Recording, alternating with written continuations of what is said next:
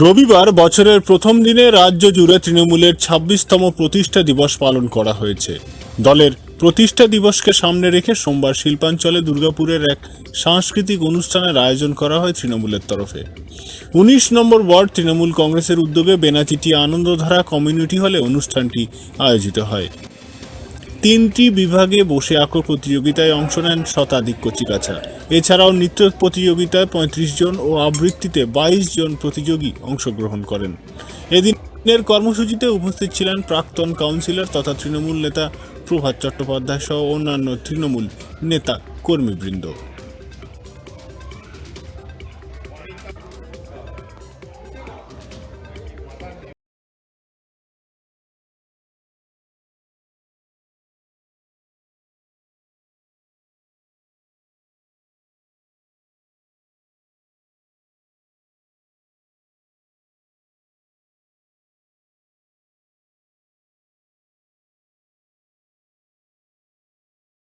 তো বাণী বেলা গেল সহজেই মরমে উঠিল বাজি, বসন্ত এসে গেছে।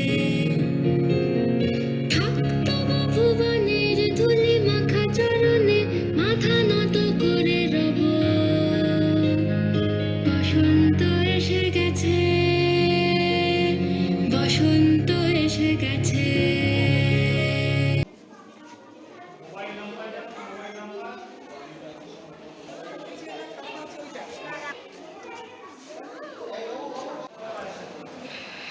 ছায়া আঁকা ছবি পড়ে চোখে, কত কাল দলে দলে গেছে কত লোকে। সুদীর্ঘ অতীতে জয়োত্থত প্রবল গতিতে এসেছে সাম্রাজ্যলোভী পাঠানের দল।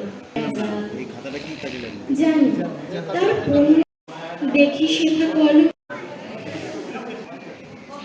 আমি যখন পাঠশালাতে যাই, আমাদের এই বাড়ি গলি দিয়ে 10টা বেলা রোজ দেখতে পাই ফেরিওয়ালা যাচ্ছে ফেরি নিয়ে। চুরি চাই সে হাঁকে।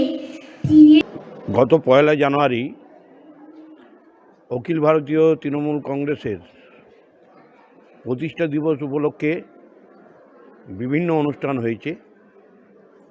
সেই অনুষ্ঠানের সঙ্গে তাল রেখে আজকেও অর্থাৎ ২রা জানুয়ারি আমরা কিছু সাংস্কৃতিক অনুষ্ঠানের মাধ্যমে এবং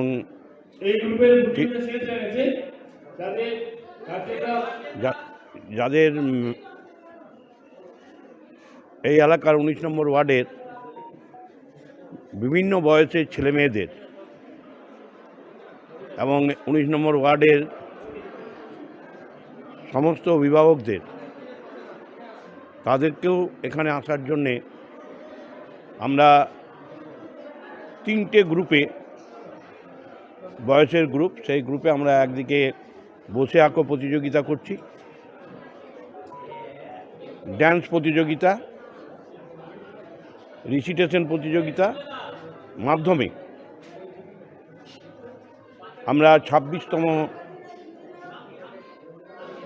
যে প্রতিষ্ঠা দিবস তৃণমূল কংগ্রেসের, সেই প্রতিষ্ঠা দিবসটা আমরা শ্রদ্ধার সহকারে পালন করছি।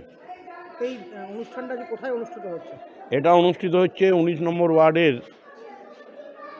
আনন্দধারা যে কমিউনিটি সেন্টার, সেই আনন্দধারা কমিউনিটি সেন্টারের মধ্যে আপনারা নিশ্চয়ই দেখলেন যে বহু ছেলে এবং মেয়ে তারা কীভাবে ছবি আঁকছে। 3টি গ্রুপে ভাগ করা হয়েছে। বাচ্চাদের সবচেয়ে বেশি আকর্ষণীয় হচ্ছে একদম বাচ্চা যারা, যেমন খুশি তেমন আঁকো।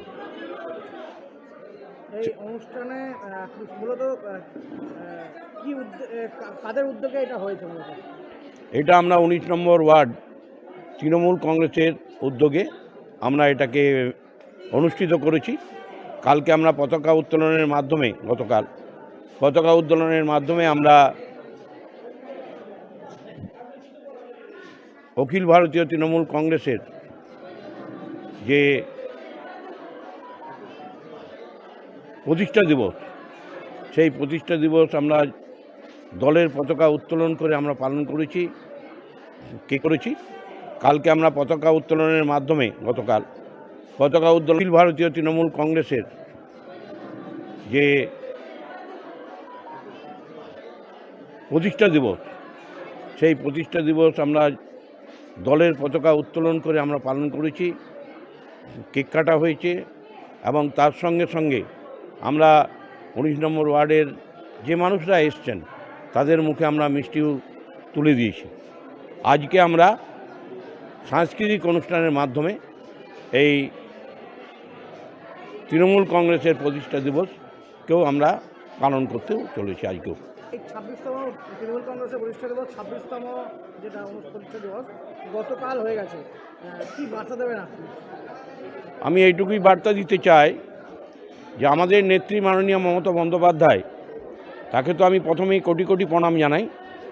তিনি যেভাবে সারা পশ্চিমবঙ্গের সমস্ত ধর্মের মানুষকে একটা মালার মধ্যে রেখে যেভাবে সমস্ত মানুষকে সঙ্গে নিয়ে পশ্চিমবঙ্গের মধ্যে যে ধর্মনিরপেক্ষতা, সেই ধর্মনিরপেক্ষতাকে তিনি যে বজায় রেখেছেন, এবং এই কারণে আমি সারা ভারতের মানুষের কাছে আমি বার্তা দিতে চাই যে আগামী 2024-এর যে লোকসভা নির্বাচন, সেই লোকসভা নির্বাচনে সারা ভারতের মানুষ আজকে অপেক্ষা করছে আমাদের নেত্রী মাননীয় মমতা বন্দ্যোপাধ্যায়কে প্রধানমন্ত্রীর চেয়ারে বসাবার জন্য।